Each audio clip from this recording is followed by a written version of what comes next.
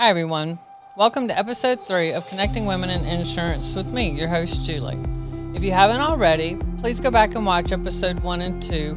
I think you will enjoy seeing these amazing women and hearing their stories.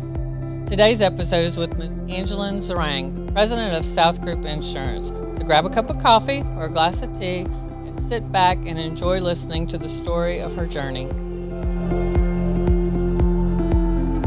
Please welcome Ms. Angelyn Zeringue, president of SouthGroup Insurance. Thank you for joining us today. Glad to be here. Well, Angelyn, tell us a little bit about yourself, what you do daily with work, and even a little bit about your home life. Okay, sure. I'm happy to do that. So I've been in the insurance industry over 20 years now.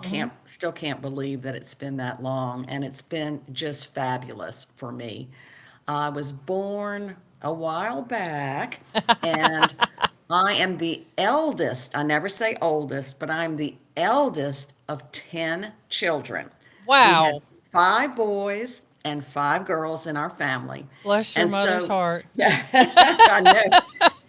So you may say that I've always kind of been a leader because mom and dad always entrusted me to take care of the little ones and Right. to do extra stuff and grow up a lot earlier, I guess, than they did. Yes. They were the babies, so we had to take care of them. And I have had such a full life. You're not going to believe this, but I used to live on a pig farm. We would Really?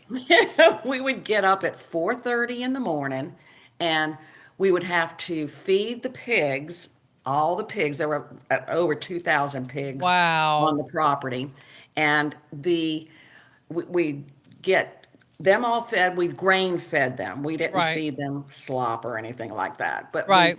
grain fed them, and then we'd have to run in, get showered, get dressed for school, and then get on the bus to go to school. So that was pretty exciting and taught me a lot about farm life and animals and raising things, and actually about being very organized. Right. You have to be. And so I do have 4 boys that are grown, and they're like kind of like stair steps. They're One of them is actually turning 40 this year, which I No. can't believe. And I have 3 fabulous grandkids, and I'm just so proud of them, and I'm enjoying kind of reliving the kid stages with them. They're 8, 6, and 2, so that makes it really Oh, fun. those are fun ages. Very fun ages. So we're trying to figure out where we want to go next and do family vacations. We do an insurance convention every year, and so I'm really thrilled to have them come again this year. It's just a big family time, and plus we get an opportunity to meet with all of the insurance agents and the insurance companies and brokers, and so hopefully y'all will be there as well.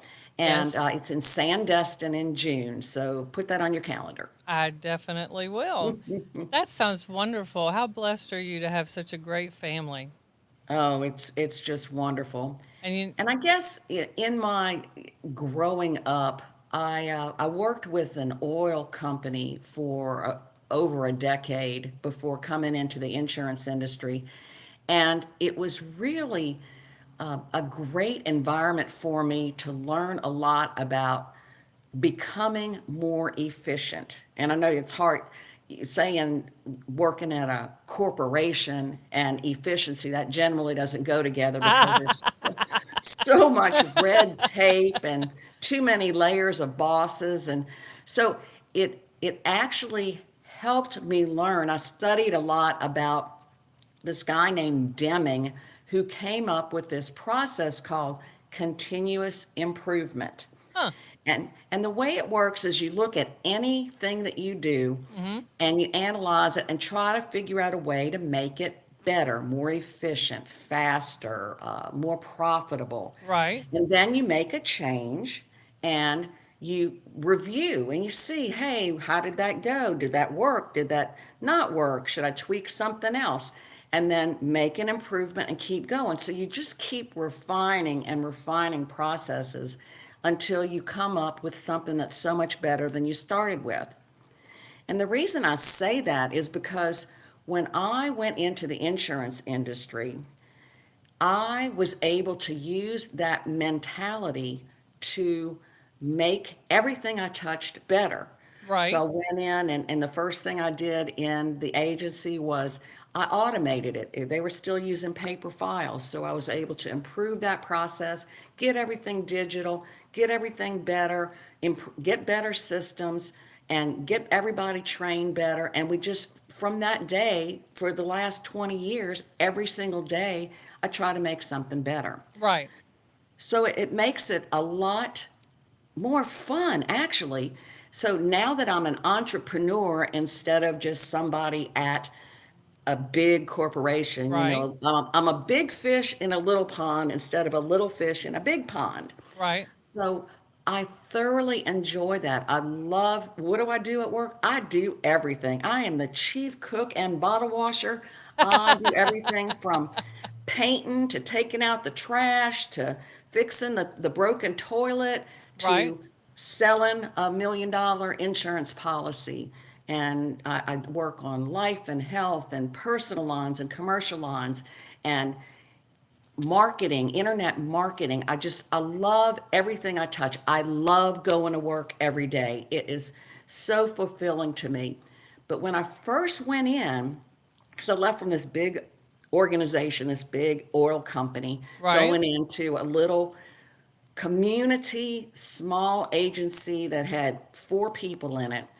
And the reason I did that was because I wanted a kinder, gentler life. I Right. wanted something that was not stressful, that was easier, that I could be close to my children as they were growing up. And well, okay, so I was totally wrong about everything because there is so much energy required to run your own Oh business yeah. and to be able to make a difference. And if you don't work, then the whole business suffers. Because so Right. now I work even more than I did at the corporation environment, because you could turn it off and leave, but in the insurance industry, you're it. So you have to make things happen. Right. And I do, and I'll talk about that a little bit later when we get on to the part about advice I would give.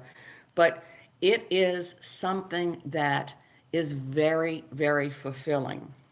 So anyway, I jumped into it with both feet and I started learning everything, but I didn't want to sell insurance. Right. I love technology. I love accounting. I'm a CPA. I wanted to just do the back office stuff. Right. Didn't want to be involved with any of the sales and all of that stuff.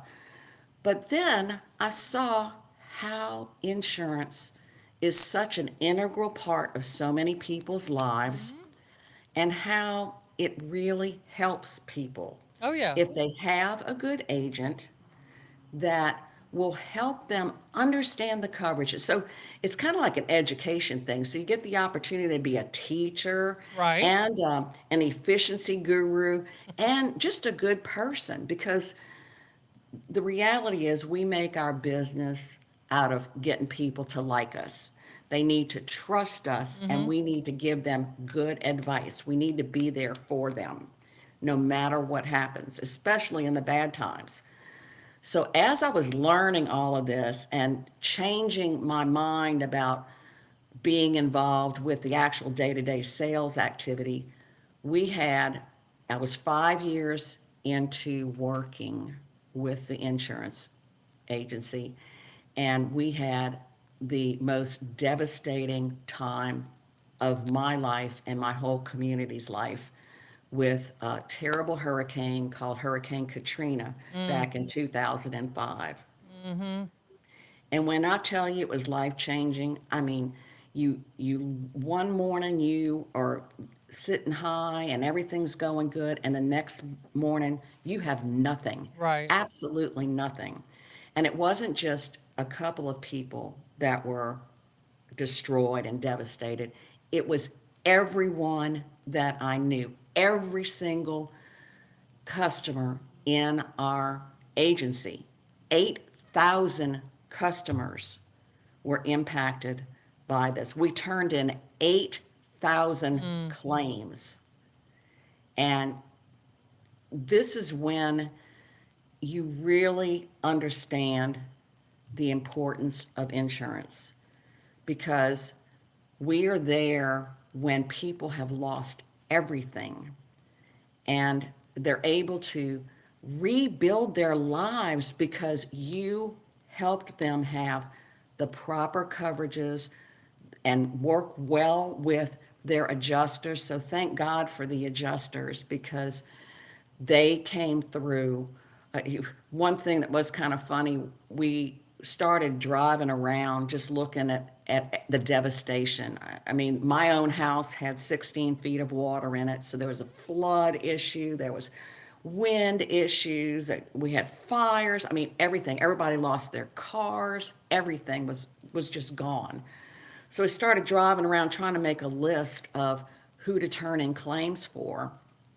And we finally just started calling every company we did business with and saying, we're putting in a claim on every single one of our policies. Get the adjusters down here so that we can start helping these people. And we had some pushback from a couple of carriers, but overall, I mean, and it took a long time to get everything, all the claims settled. And I know you heard a lot of really bad press about how the insurance companies and the adjusters were so horrible. But I can tell you that the companies we dealt with, they did a good job, and they recognized the human element of going through this claims process and helping people rebuild. And, so I am very, very proud of our agency, of our partners that we had, and being able to go through this experience, document everything, and help make it better, the whole process of claims adjusting and automation for preparation for the next catastrophe. Because goodness knows, since 2005, which is 20 years ago now, we have had a number of different catastrophic events Right. that required so much tender loving care to get through. So I don't think people realize it is an industry of helps, like to help people and to help them get back on their feet and to bring them back to as close to normal as you possibly can. So you said you started out in a oil refinery business, but did you ever think you would end up in insurance, or did it just kind of take you there? Well, that's a good question. When I was working with the oil industry, that was a fun job too. I was um, I was an analyst, a financial analyst, and my job was to work with different oil rigs and oil refineries, and so I was able to ride in seaplanes and Oh, helicopters and all fun. kinds of cool stuff. So my main problem was that I was commuting an hour a day to get into the big city, Right. and it was taking so much time away from my family. I had two small sons at that time, and I just wanted something that wasn't as stressful on me, where I could spend more time with the family. And I have a servant heart. Mm-hmm. I love helping out different organizations. So by moving back to a small town, to a small insurance agency, I was able to be within a block of the schools for my sons. I was able to become involved in the school board and helping them automate and work with their new computer labs. I helped fundraise for computer labs because I'm all about kids and helping develop the next generation. I've become very involved over time with almost every nonprofit organization, United Way, Red Cross, the foundations in the area. the Habitat for Humanity. There's so many worthwhile organizations, and there's so much need. There really is. The chambers of commerce. I realized that that was the way to really make your agency flourish, because the more you're in the community, the more people see you, and oh, there's the insurance lady. So I mean, I can't even go to church without people saying, oh, at the parade yesterday. I was in a parade yesterday, and somebody yelled down to me from the float and said, hey, I need to talk to you about insurance. Okay. I'll try to remember that you told me this. That's funny. So but it's my life. It's what I love. And so my community give backs, my involvement has made me a better person. But in addition, it's helped me establish relationships and partnerships with great entities that need my help. And I love helping them. So that it's kind of been a win-win for me. I think the insurance industry is a phenomenal industry for parents who want to be more involved with their families, because depending on the area you're in and depending on the company you work for and or with, it affords you more time to do those things, because you can adjust your hours accordingly. You can work around soccer. You can work around school plays. You can work around different things like that. So it is a fantastic industry, especially if you want to be more involved in your children's lives as they grow up, or even if you have elderly parents that you need to take care Right. of, you're available. And it excuse me, it allows you a little more freedom with your time and schedule to do some of the things you want to do. So, You're so right. Yeah, you're so right. And I'll tell you another thing that strikes me about the insurance industry is, I know it's not like you don't wake up one day and say, oh, when I grow up, I want to be an insurance agent. But it's such a rewarding life that where you can do almost anything. If you are a technology person, there's stuff that can be done there. If you like sales and being in front of people and doing big presentations, there's a place for you there. If you prefer more service oriented work, there's a place for you there. So there's life insurance, health insurance, personal lines, commercial lines. It's almost like anybody that has the desire to help people could work in insurance and have a very rewarding career and do what they like. It's not like you have to keep doing something you don't like, because we work as a team in my agency. And so I have people that have more skills in a particular area, so we'll go and do a team sell. So that makes it easier for us. I have older folks in their 50s. I don't want to say like that sounds old, but I have some agents in their 50s. I have agents in their 20s. We are able to accommodate everybody, and even better than that, from a work-life balance. Today is a holiday for a lot of the schools around here because it's Ash Wednesday. We just celebrated big time Mardi Gras. here too. And so they're all out on spring break. So they're able to bring their kids to the office and let the kids, and we put them to work too. We let them scan things and help us deliver the mail and get everything done.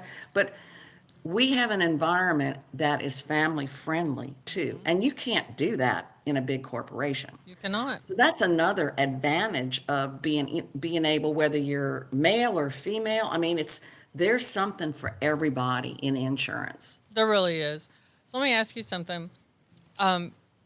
In your career, have you ever made a mistake or made a decision and you thought, oh no, that just ended that. I might as well call it a day. But you learned something valuable from it that helped your career later.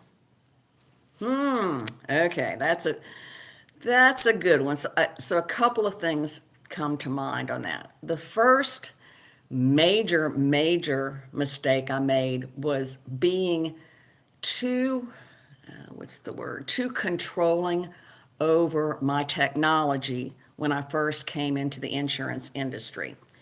And by that I mean, well, I had worked so hard automating everything, digitizing everything, that I wanted control of it. And I was one of those proud people that said, I will never let anyone else host my information. I don't believe in the cloud. I want it here, tangible, in my office where I can see and feel it.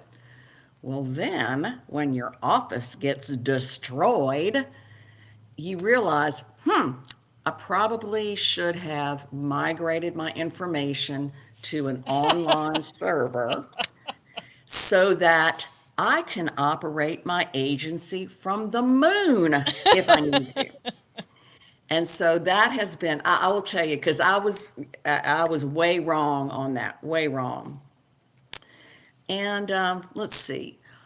I guess the second thing I would say to that is I heard a long time ago, and it really disturbed me, but they said if you come in second place, you're the first loser.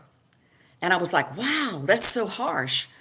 But in insurance, if you don't make the sale, you've got zero. So it is a competitive environment. So what do you learn from that? What do you learn when you don't win the big account?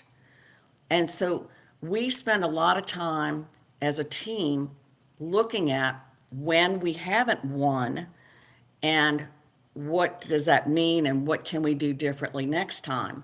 And sometimes on a really large account, which you could have been working on it for 6 months trying to get everything in line so you could make the big presentation and wow everybody and get the nod to become the agent for the account, and then you don't get it. And it's like we did everything. We did everything we could. And then not once, not twice, but 3 times we've missed out on a large entity, and it actually turned out to be a blessing because there were serious problems with those entities, and it ended up getting real ugly, and the person that ended up getting the agency nod and was doing the insurance didn't do it right, and it was a big fiasco. And in 2 of those cases, we ended up getting the account anyway because we're going to do it right or we're not going to do it. So we missed out on the price, so to speak, but we had done it right and they hadn't. Right. I think you do have to look sometimes at losses as blessings. I mean, because if you gave it your all,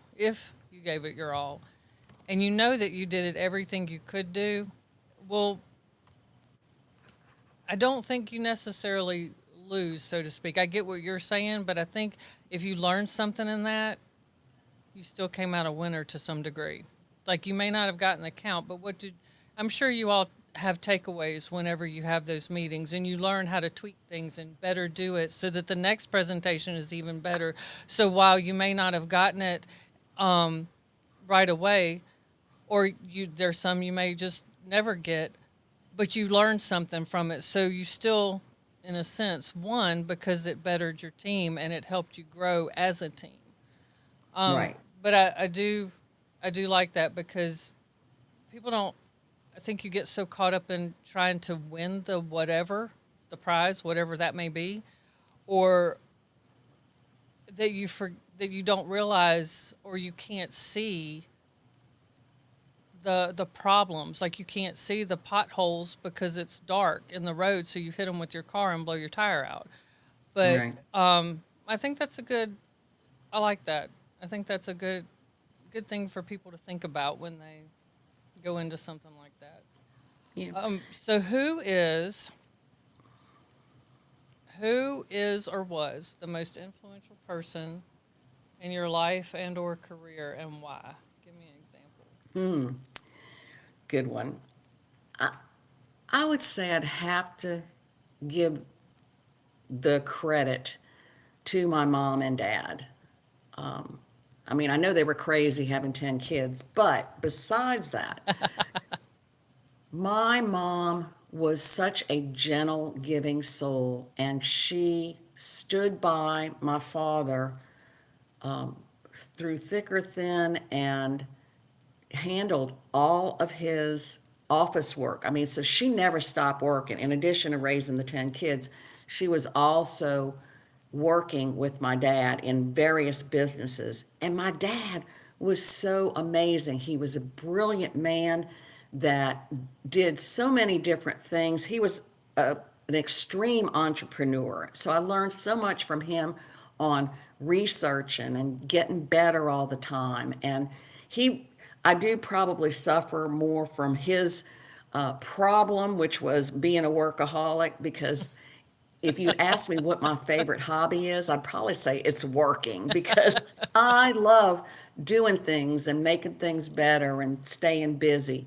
In fact, my husband laughs at me all the time because I cannot sit still. If I sit still, I fall asleep. I am I am on 90 miles an hour all day long. And so just don't sit down. That's all I know is don't sit down. But it's they really taught me so much through my life, and we had so many different experiences with them, living on the pig farm, living on a mountain in Nashville. My dad owned an airplane, so we got to fly around all over the place. And then we moved to the Gulf Coast of Mississippi, and we were able to just bloom there and just make a home wherever we went. We learned how to enjoy different communities. I love the travel aspect, all the different places we've been. So that's kind of who I would have to give the credit to because they were just so phenomenal. That is wonderful. That really is. So, what advice would you give women listening that want to move forward in their careers, no matter what the industry is? Well, I don't know, being a woman, but of course, I love men too because I'm the Right. mother of all boys. So I want the world to be good to both of us. But I think that women and men make a really good team. I'll start by saying that. I agree. The women, though, do bring something different to the table. Hmm. We're probably a little more versatile and helpful. We're great team members. We're not necessarily wanting to be in the limelight all the time, but we're great supporting and encouraging and helping make things better. We complete the process. So I think that having an effective team is extremely, extremely important. At one point, I actually had an office full of only women, and they used to pick on us because we're kind of set up like a franchise where we're part of a larger organization, and we had about 20 different offices. So here come all the girls from the Gulf Coast, so we'd go up to the meeting, and they thought we were funny at first, but then we were kicking butt, so it was all good. And so over time, we've added because I do believe in team. You can't have everybody that works and acts and thinks the same way. You have to have balance across. So now I have 9 ladies and 3 guys that work with us, and they bring so much to the equation too. The guys do, and then in addition, I've got a segmentation of mature and very young. So we're constantly evolving and mentoring everyone. We just take turns trying to get better and better. So it makes it a lot of fun. Over time, you always want to be better, but I learned a lot over my lifetime from bad bosses because you learn what not to do. So I've Amen. really tucked all of that close to my heart and said, this is something I never want to have my team exposed to because I know how detrimental it is to have a bad boss. There used to be this book called How to Work for a Jerk. I would recommend that everybody read that. Seriously, because it gives you techniques because you can't be obnoxious to your boss because they're your boss. Right. So, but there are ways that you can bloom horizontally while you're dealing with this boss, and then it gives you techniques on how to survive until you get another boss. So, I found it really, really helpful throughout my career, something like that. Just learning about people, learning how to get along, learning how to be a good team member. For women, it is really, really important, especially in insurance, because a lot of men take the forefront. They're the producers. And if you're going to be a female producer, you need to work extra hard, unfortunately, and dress for success. There was a book about that too. Mm-hmm. Dress for success. When you are in an office environment, you need to be dressed for the position you want. Mm-hmm. If you want to be an agency owner, you need to dress in a professional style. Being at the office is not a place to be dressing pretty and looking to pick up people. You do that on your own time. You need to dress appropriately to be, and I have people come into my insurance office from all kinds. I mean, we represent hundreds of different companies, and they come in and they are like, wow, this is the most professional office we have ever been in. Because a lot of people think because you're in a small town, you got to dress like a slob. No, no, no. You command respect by how people perceive you. So dress the part of a successful insurance person, and that will serve you very, very well. We And keep the drama at home. thank No you. drama. Thank you. There's no drama for this llama. I have no tolerance for that. We don't have, if there's any problems, you get them worked out and don't bring them to me, who's in charge of the agency. It needs to be worked out, and we all need to be professional. And I have no tolerance for gossiping and acting all silly. It's it's too important. We have a job to do. Mm-hmm. I don't like people having to work long, long hours. I want them to be able to come and go after their 8 hours are up, and I want them to have flexibility to be with their kids when they need to, and then be able to be back when it's an awards ceremony at the end of the year. People run out and go to the awards ceremony at school for their kids, and then they come back. When you're at the office, be on task. There's too much to be done. If you don't have enough to do, then ask for more work. Boy, that really endears you to your management. If you're asking for more work and you want to learn more things, Oh that's yeah. really cool. Yeah, that works really well. And I admire that in people. And I'll tell you what, somebody that helps them get promoted and get more money and get more success in the agency and the community. Get out in the community.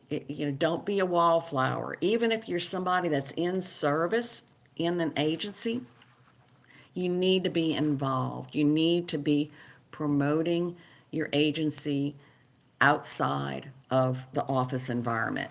So people need to see you and know that you're the insurance lady. You need to have them make that connection when they see you. I It's uh I it's agree. really, yeah. Circling back to the perception in our office here, we have a sign that says "Perception is reality." So it's Agreed. very true. Um, Agreed. Okay, so I'm going to ask you some really quick questions. So Hmm. it's just off the top of your head. There's no right or wrong answer. If you Okay. if you can't think of an answer, that's fine. And you've kind of already answered this one, but I'm going to hit you with it anyway. Okay. What's your favorite hobby or pastime? Uh, I don't know. I have to say I like to work, but I do like being out in nature too. I love the great outdoors. I Okay. love the creek and yeah, I love fresh air. Okay. What's the best compliment you've ever received? Oh, um, you helped me so much. Thank you for being my insurance agent. Awesome. If you could have any superpower and it has to be kind of pointless, what would it be? Hmm.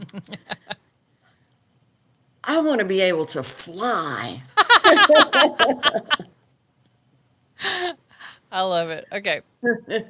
I think I probably know the answer to this, but I'm going to ask you, what's your biggest pet peeve? Ugh, inefficiency. But I will tell you, I'm learning to keep my mouth shut because if you tell somebody how they can do something better, they put you in charge. So I'm learning. Okay, if given the chance, oh, sorry, what job would you love to try? Any job Mm. in the world. Any job in the world?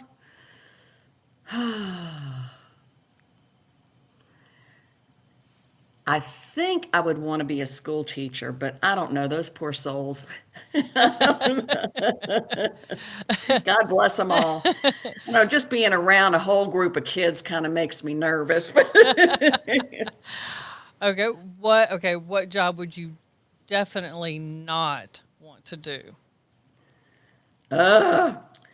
We watch a lot of the program, the dirtiest jobs or whatever. I mean, Mhm. all of the ones on that show, they can have that. There was something where they had to stand in the water and catch fish with their hands, and ugh, it was disgusting. Okay, and last one, what's your favorite type of food? Ooh, I guess my maiden name is Scardino, so I guess I'll have to go with something Italian. So I'm going to say pizza. There you go. Okay, so that was fun. I like that. That was good. Okay, what direction do you think the next leg of your journey will take you on? Or do you see it Well, being different? yeah, I at this point in my life, I'm super, super pumped about the youth, the younger people in our communities, in our agency.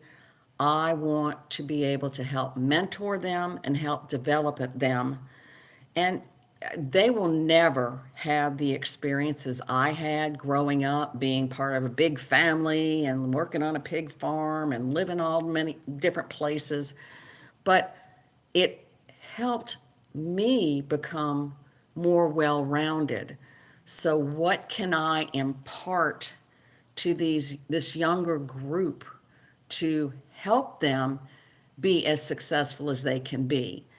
I work a lot with STEM, which is STEM, science, technology, engineering, and math. I'm a Nice. big supporter of that in the elementary and the high schools around. And we're trying to help promote the the learning, the desire to continue learning and to excel in these different disciplines because that is going to help us so much in the future. I agree. I've worked to help mentor women's organizations. There was a women's leadership group that I chaired for many years, and I'm part of the women's enrichment group. So I try to become engaged in places where I can help somebody be better in their career and be more successful. So right now, I'm really into the mentoring phase of my life. I want to leave the world a better place when it's my time to finally relax, even though I don't know that it's possible for me to relax because I already told you that I can't even sit down without falling asleep. So I'm going to have to really work on that.